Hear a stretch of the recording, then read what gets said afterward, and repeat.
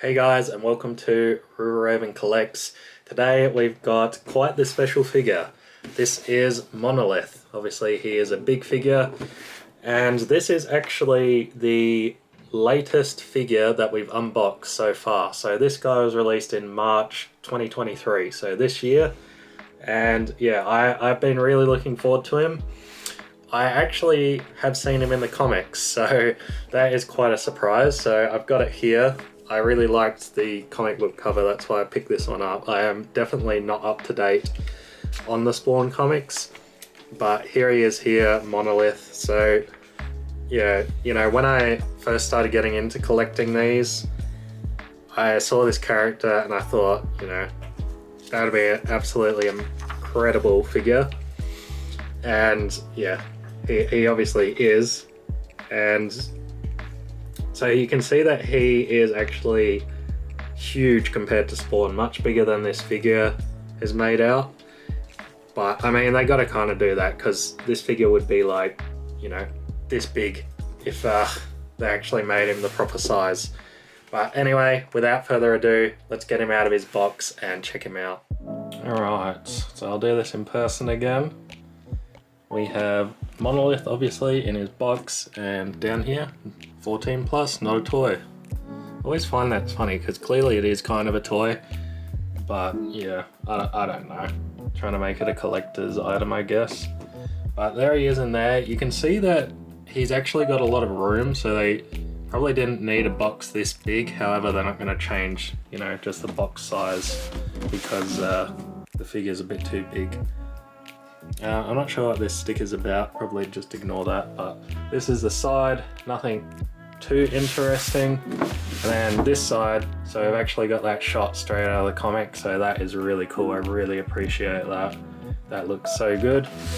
And then the back, we have the same shot. I think they should have done something different instead of having two of the same shot, but you know, that's awesome. Kind of wish they would do like a print or something rather than, yeah, I don't know. I think a print would be nice to get with these figures considering that they are quite expensive. So Monolith here was going for $80, I believe. However, Amazon was giving out like vouchers, so I got him for $65, which I think is pretty good. I think $65 is reasonable. Yeah, so that's basically the box. I will point out that the top here actually has a bit of damage to it, and it has actually broke the plastic here. I don't know if that's going to come up on the camera, but hopefully you can see that. I'm not sure if that was me or not. This one up here definitely wasn't me, but that is one downside to buying from Amazon, I find, that, you know, it can get knocked around in the post and stuff. Compared to buying it, you know, in store or off of a more collector's sort of site. But anyway, that's that. Let's get him out of this box.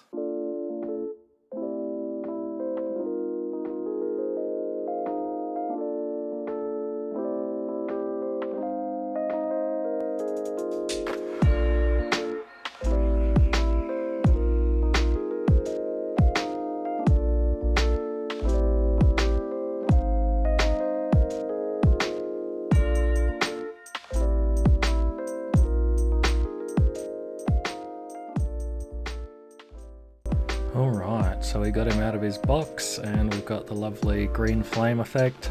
I'm not going to complain that the stands messed up the box, but that's fine. So I'm just going to clip him out here.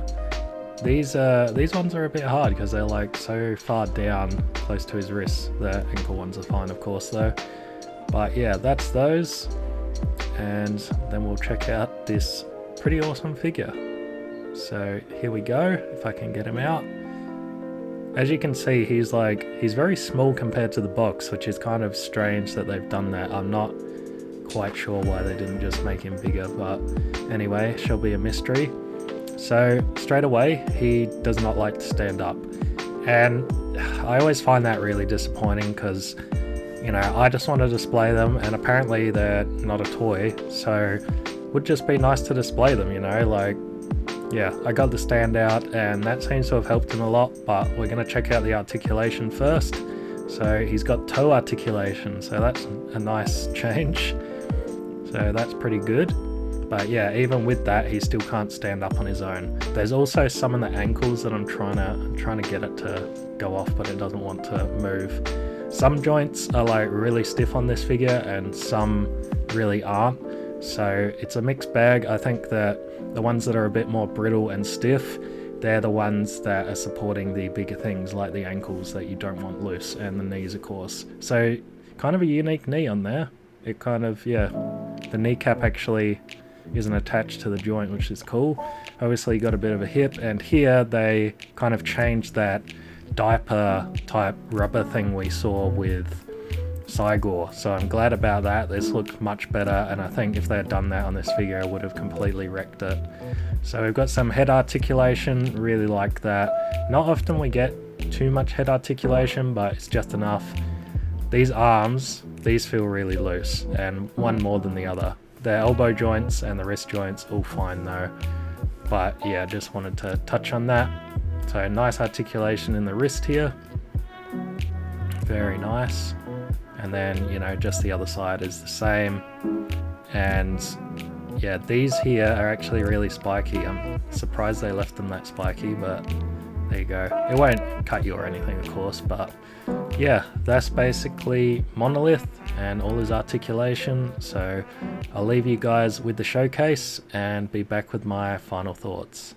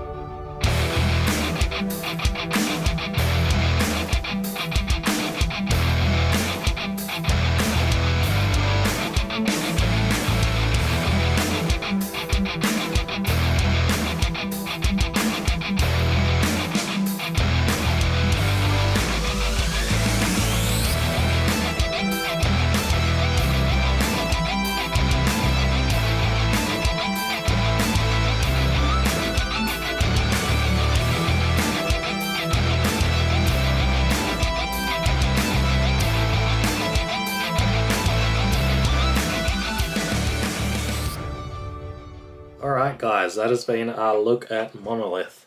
So I'm quite impressed with this one. They've actually used a wash on the face, which makes it look really good. They've used washes on the shoulders, though those are a bit messy and not as good as the face, but the face on this figure is really, really nice.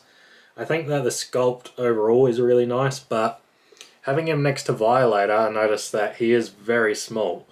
And in the comics, like we looked at, obviously he is very big. He is absolutely huge in the comics. So I don't know what the idea was here or why they didn't make him bigger. Obviously I would have liked to have seen him just as big as Violator, if not bigger. Because there was plenty of room in the box as well to make him bigger, so I don't really know what McFarlane's thinking was with that. Maybe they had to make him smaller to get all the articulation and stuff. That could have been the thing that did it. But yeah, I think he's a pretty impressive figure. I think he's pretty decent figure, pretty accurate to the comics besides the size issue. But yeah, really impressed with him. Obviously they could have done more details, like they've only washed the face and that does stand out compared to the rest not being washed. I think, you know, come on McFarlane, you can do it. You can give this figure a complete wash. It would have made a lot of things stand out a lot better. And that is why the face looks so good, because it's got a nice wash over it. And also, you know, there's little details that back in the day, back in those old figures that we've been looking at, he would have absolutely, you know, put the screws onto the belts, as well as, you know, given us a wash over the leather and that sort of things. I don't know. I think that compared to most of the ones that he's put out recently, this is definitely one of the better ones. However, I don't know why we can't get back to the standards we had 20 years ago with the old figures, because they're just so much better. But yeah, I don't really know how to compare it from those ones 20 years ago to like modern day. I think modern day, like today, this is absolutely what you expect from McFarlane. I think, yeah, some things could be better, some things are better. So yeah, overall, really happy with this one. But let me know what you guys think down in the comments below. Subscribe, leave me a like, leave me a comment, share it with someone, all that. And I'll hopefully see you guys on the next one.